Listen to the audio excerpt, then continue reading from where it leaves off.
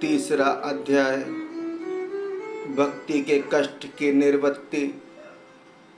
नारद जी कहते हैं, अब मैं भक्ति, ज्ञान और वैराग्य को स्थापित करने के लिए प्रयत्न पूर्वक श्री सुखदेव जी के कहे हुए भागवत शास्त्र की कथा द्वारा उज्ज्वल ज्ञान यज्ञ करूँगा। यह यज्ञ मुझे कहाँ करना चाहिए?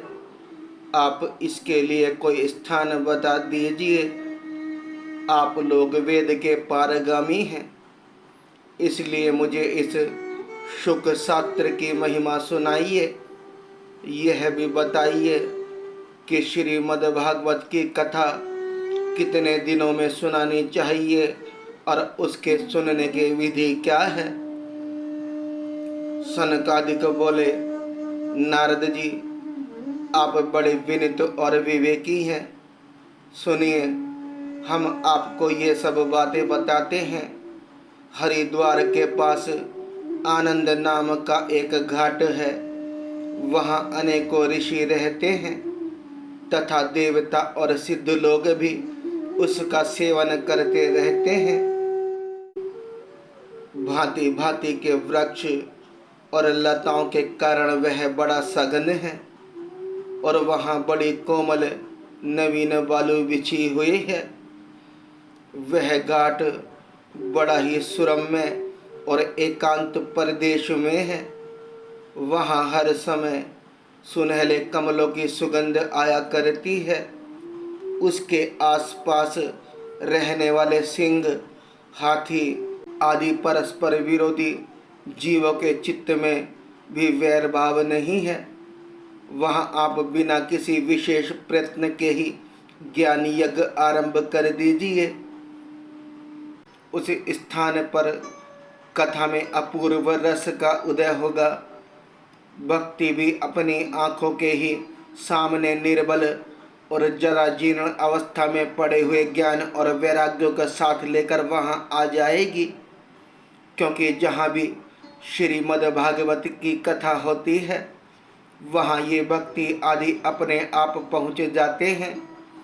वहाँ कानों में कथा के शब्द पढ़ने से ये तीनों तरुण हो जाएंगे। सूत जी कहते हैं, इस प्रकार कहकर नारद जी के साथ सनकादिक भी श्रीमद्भागवत कथा अमृत का पान करने के लिए वहाँ से तुरंत गंगा तट पर चले आए। जिस समय वे तट पर पहुँचे, भूलोक, देवलोक और ब्रह्मलोक सभी जगह इस कथा का हल्ला हो गया। जो भगवत कथा के रसिक विष्णु भक्त थे, वे सभी श्रीमद्भागवत अमृत का पान करने के लिए सबसे आगे दौड़ दौड़ कर आने लगे।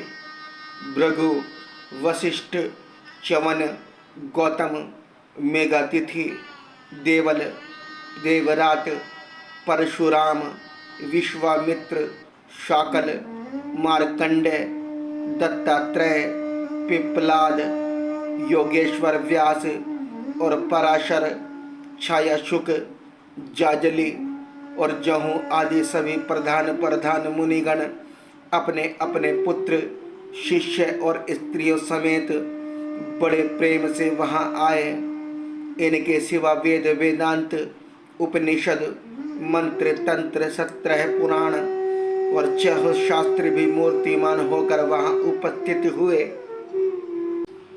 गंगा आदि नदियाँ, पुष्कर आदि सरोवर, कुरुक्षेत्र आदि समस्त क्षेत्र, सारी दिशाएं, दंडक आदि वन, हिमालय आदि पर्वत तथा देव, गंधर्व और दानव आदि सभी कथा सुनने चले आए। जो लोग अपने गौरव के कारण नहीं आए, महर्षि भृगु उन्हें समझा बुझाकर ले आए। तब कथा सुनाने के लिए दीक्षित होकर श्री कृष्ण परायण सनकादिक नारद जी के दिए हुए श्रेष्ठ आसन पर विराजमान हुए। उस समय सभी श्रोताओं ने उनकी वंदना की। श्रोताओं में वैष्णव, विरक्त, सन्यासी और ब्रह्मचारी लोग आगे बैठे और उन सब के आगे नारद जी विराजमान हुए। एक और ऋषिगण, एक और देवता, एक और वेद और उपनिषद आदि तथा एक और तीर्थ बैठे और दूसरी ओर स्त्रियां बैठी। उस समय सब और जय जयकार, नमस्कार और शंखों का शब्द होने लगा और अबीर, गुलाल, खील एवं फूलों की खूब वर्षा होने लगी। कोई कोई देव श्रेष्ठ तो विमान पर चढ़कर वहां बैठे हुए सब लोगों पर कल्प वृक्ष के पुष्पों की वर्षा करने लगे। सूत जी कहते हैं, इस प्रकार पूजा समाप्त होने पर जब सब लोग एकाग्रचित हो गए, तब सनकादिक ऋषि महात्मा नारद को श्रीमद् भागवत का महात्मा स्पष्ट करके सुनाने लगे। सनकादिक ने कहा, अब हम आपको इस भागवत शास्त्र की महिमा सुनाते हैं। इसके श्रवण मात्र से मुक्ति हाथ लग जाती है। श्रीमद् भागवत की कथा का सदा सर्वदा सेवन आस्वादन करना चाहिए। इसके श्रवण मात्र से श्री हरि हृदय में आविराजते हैं। इस ग्रंथ में 18,000 श्लोक और 12 स्कंद हैं तथा श्री सुखदेव और राजा परीक्षित का संवाद है। आप यह भागवत शास्त्र ध्यान देकर सुनिए। यह जीव तभी तक अज्ञानवश इस संसार चक्र में भटकता है जब तक क्षण भर के लिए भी कानों में इस सुख शास्त्र की कथा नहीं पड़ती। बहुत से शास्त्र और पुराण सुनने से क्या लाभ है? इससे तो व्यर्थ का भ्रम बढ़ता है। मुक्ति देने के लिए तो एकमात्र भागवत शास्त्र ही गरज रहा है। जिस घर में नित्य प्रति श्रीमद् भागवत की कथा होती है वह तीर्थ रूप हो जाता है और जो लोग उसमें रहते हैं उनके सारे पाप नष्ट हो जाते हैं। हजारों अश्वमेघ यज्ञ और सैकड़ों वाजपेयी यज्ञ इस शुक शास्त्र की कथा का 16वें अंश भी नहीं हो सकते। तपोधनो, जब तक लोग अच्छी तरह श्रीमद् भागवत का श्रवण नहीं करते तभी तक उनके शरीर में पाप निवास करते हैं। फल की दृष्टि से इस शुक शास्त्र की कथा की समता गंगा, गया, काशी, पुष्कर या प्रयाग कोई तीर्थ भी नहीं कर सकता। यदि आपको परम गति की इच्छा है तो अपने मुख से ही श्रीमद् भागवत के आधे अथवा चौथाई श्लोक का भी नित्य नियम पूर्वक पाठ कीजिए। ओंकार, गायत्री, पुरुष सूक्त, तीनों वेद, श्रीमद् भागवत, ओम नमो भगवते वासुदेवाय, यह 12 अक्षर मंत्र 12 मूर्ति वाले सूर्य भगवान, प्रयाग, संवत्सर रूप काल ब्राह्मण, अग्निहोत्र, गोद्वादशी तिथि, तुलसी, वसंत ऋतु और भगवान पुरुषोत्तम, इन सब में बुद्धिमान लोग वस्तुतः कोई अंतर नहीं मानते। जो पुरुष अहर्निश अर्थ सहित श्रीमद् भागवत शास्त्र का पाठ करता है उसके करोड़ों जन्मों का पाप नष्ट हो जाता है। इसमें तनिक भी संदेह नहीं है। जो पुरुष नित्य प्रति भागवत का आधा या चौथाई श्लोक भी पढ़ता है उसे राजसूय और अश्वमेघ यज्ञों का फल मिलता है। नित्य भागवत का पाठ करना, भगवान का चिंतन करना, तुलसी को सींचना और गौ की सेवा करना, ये चारों समान हैं। जो पुरुष अंत समय में श्रीमद् भागवत का वाक्य सुन लेता है उस पर प्रसन्न होकर भगवान उसे वैकुंठ धाम देते हैं। जो पुरुष इसे सोने के सिंहासन पर रखकर विष्णु भक्त को दान करता है वह अवश्य ही भगवान का सायुज्य प्राप्त करता है। जिस दुष्ट ने अपनी सारी आयु में चित्त को एकाग्र करके श्रीमद् भागवत अमृत का थोड़ा सा भी रस आदन नहीं किया उसने तो अपना सारा जन्म चांडाल और गधे के समान व्यर्थ ही गवा दिया। वह तो अपनी माता को प्रसव पीड़ा पहुंचाने के लिए ही उत्पन्न हुआ। जिसने इस शुक शास्त्र के थोड़े से ही वचन नहीं सुने, वह पाप आत्मा तो जीता हुआ भी मुर्दे के समान है। पृथ्वी के भार रूप उस पशु तुल्य मनुष्य को धिक्कार है। यों स्वर्ग लोक में देवताओं में प्रधान इंद्र आदि कहा करते हैं, संसार में श्रीमद् भागवत की कथा मिलना अवश्य ही कठिन है। जब करोड़ों जन्मों का पुण्य होता है तभी इसकी प्राप्ति होती है। नारद जी, आप बड़े ही बुद्धिमान और योग निधि हैं। आप प्रयत्न पूर्वक कथा का श्रवण कीजिए। इसे सुनने के लिए दिनों का कोई नियम नहीं है। इसे तो सर्वदा ही सुनना अच्छा है। इसे सत्य भाषण और ब्रह्मचर्य पालन पूर्वक सर्वदा ही सुनना श्रेष्ठ माना गया है। किंतु कलयुग में ऐसा होना कठिन है। इसलिए इसकी शुकदेव जी ने जो विशेष विधि बताई है वह जान लेनी चाहिए। कलयुग में बहुत दिनों तक चित्त वृत्तियों को वश में रखना, नियमों में बंधे रहना और किसी पुण्य कार्य के लिए दीक्षित रहना कठिन है। इसलिए सप्ताह श्रवण की विधि है। श्रद्धा पूर्वक कभी भी श्रवण करने से अथवा माघ मास में श्रवण करने से जो फल होता है वही फल शुकदेव जी ने सप्ताह श्रवण में निर्धारित किया है।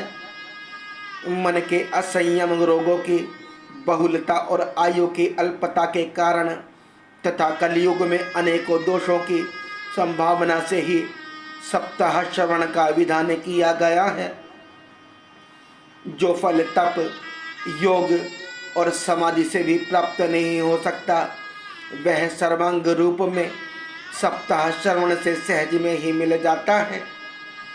सप्ताह श्रवण यज्ञ से बढ़कर है, व्रत से बढ़कर है, तप से कहीं बढ़कर है, तीर्थ सेवन से तो सदा ही बड़ा है, योग से बढ़कर है, यहाँ तक कि ध्यान और ज्ञान से भी बढ़कर है। अजी इसकी विशेषता कहाँ तक वर्णन करें, यह तो सभी से बढ़ चढ़ कर है। शौनक जी ने पूछा, सूत जी, यह तो आपने बड़े आश्चर्य की बात कही। अवश्य ही यह भागवत पुराण योगवेता ब्रह्मा जी के भी आदि कारण श्री नारायण का निरूपण करता है, परंतु यह मोक्ष की प्राप्ति में ज्ञान आदि सभी साधनों का तिरस्कार करके इस युग में उनसे भी कैसे बढ़ गया।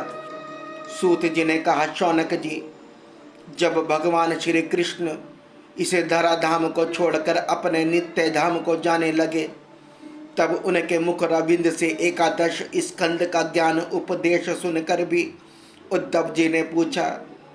उद्धव जी बोले, गोविंद, अब आप तो अपने भक्तों का कार्य करके परम धाम को पधारना चाहते हैं, किंतु मेरे मन में एक बड़ी चिंता है, उसे सुनकर आप मुझे शांत कीजिए। अब घोर कली काल आया ही समझिए, इसलिए संसार में फिर अनेकों दुष्ट प्रकट हो जाएंगे। उनके संसर्ग से जब अनेकों सत्य पुरुष भी उग्र प्रकृति के हो जाएंगे, तब उनके भार से दबकर यह गौरूपणी पृथ्वी किसकी शरण में जाएगी। कमल नयन, मुझे तो आपको छोड़कर इसकी रक्षा करने वाला कोई दूसरा नहीं दिखाई देता। इसीलिए भक्त वत्सल, आप साधुओं पर कृपा करके यहाँ से मत जाइए। भगवान, आपने निराकार और चिन्ह मात्र होकर भी भक्तों के लिए ही तो यह सगुण रूप धारण किया है, फिर भला आपका वियोग होने पर वे भक्त जन पृथ्वी पर कैसे रह सकेंगे। निर्गुण उपासना में तो बड़ा कष्ट है, इसलिए कुछ और विचार कीजिए। प्रभास क्षेत्र में उद्धव जी के ये वचन सुनकर भगवान सोचने लगे, कि भक्तों के अवलंब के लिए मुझे क्या करना चाहिए। शौनक जी, तब भगवान ने अपनी सारी शक्ति भागवत में रख दी। वे अंतर ध्यान होकर इस भागवत समुद्र में प्रवेश कर गए। इसलिए यह भगवान की साक्षात शब्दमयी मूर्ति है। इसके सेवन, सुवर्ण पाठ अथवा दर्शन से ही मनुष्य के सारे पाप नष्ट हो जाते हैं। इसी से इसका सप्ताह श्रवण सबसे बढ़कर माना गया है। और कलयुग में तो अन्य सब साधनों को छोड़कर यही प्रधान धर्म बताया गया है। कली काल में यही ऐसा धर्म है जो दुख, दरिद्रता, दुर्भाग्य और पापों की सफाई कर देता है तथा काम, क्रोध आदि शत्रुओं पर विजय दिलाता है। अन्यथा भगवान की इस माया से पीछा छुड़ाना देवताओं के लिए भी कठिन है। मनुष्य तो इसे छोड़ ही कैसे सकते हैं। अतः इससे छूटने के लिए भी सप्ताह श्रवण का विधान किया गया है। सूत जी कहते हैं, शौनक जी, जिस समय सनकादिक मुनीश्वर इस प्रकार सप्ताह श्रवण की महिमा का बखान कर रहे थे, उस सभा में एक बड़ा आश्चर्य हुआ। उसे मैं तुम्हें बतलाता हूँ, सुनो। वहाँ तरुण अवस्था को प्राप्त हुए अपने दोनों पुत्रों को साथ लिए विशुद्ध प्रेम रूपा भक्ति बार बार श्री कृष्ण गोविंद हरे मुरारी, हे नाथ नारायण वासुदेव आदि भगवान नामों का उच्चारण करते हुए अकस्मात प्रकट हो गई। सभी सदस्यों ने देखा कि परम सुंदरी भक्ति रानी भागवत के अर्थों का आभूषण पहने वहाँ पधारी। मुनियों की उस सभा में सभी यह तर्क वितर्क करने लगे कि ये यहाँ कैसे आई, कैसे प्रविष्ट हुई। तब सनकादिक ने कहा, हे भक्ति देवी, अभी अभी कथा के अर्थ से निकली है। उनके ये वचन सुनकर भक्ति ने अपने पुत्रों समेत अत्यंत विनम्र होकर सनंत कुमार जी से कहा। भक्ति बोली, मैं कलयुग में नष्ट प्राय हो गई थी। आपने कथा अमृत से सींचकर मुझे फिर पुष्ट कर दिया। अब आप यह बताइए कि मैं कहाँ रहूं। यह सुनकर सनकादिक ने उससे कहा, तुम भक्तों को भगवान का स्वरूप प्रदान करने वाली, अनन्य प्रेम का संपादन करने वाली और संसार रोग को निर्मूल करने वाली हो। अतः तुम धैर्य धारण करके नित्य निरंतर विष्णु भक्तों के हृदय में ही निवास करो। कलयुग के दोष भले ही सारे संसार पर अपना प्रभाव डालें, किंतु वहां तुम पर इनकी दृष्टि भी नहीं पड़ सकेगी। इस प्रकार उनकी आज्ञा पाते ही भक्ति तुरंत भगवत भक्तों के हृदय में जा विराजी। जिनके हृदय में एकमात्र श्री हरि की ही भक्ति निवास करती है, वे त्रिलोकी में अत्यंत निर्धन होकर भी परम धन्य हैं। क्योंकि इस भक्ति की डोरी से बंधकर तो साक्षात भगवान भी अपना परम धाम छोड़कर उनके हृदय में आकर बस जाते हैं। भूलोक में यह भागवत साक्षात परब्रह्म का विग्रह है। हम इसकी महिमा कहाँ तक वर्णन करें। इसका आश्रय लेकर इसे सुनाने से तो सुनने और सुनने वाले दोनों को ही भगवान श्री कृष्ण की समता प्राप्त हो जाती है। अतः इसे छोड़कर अन्य धर्मों से भी क्या प्रयोजन है।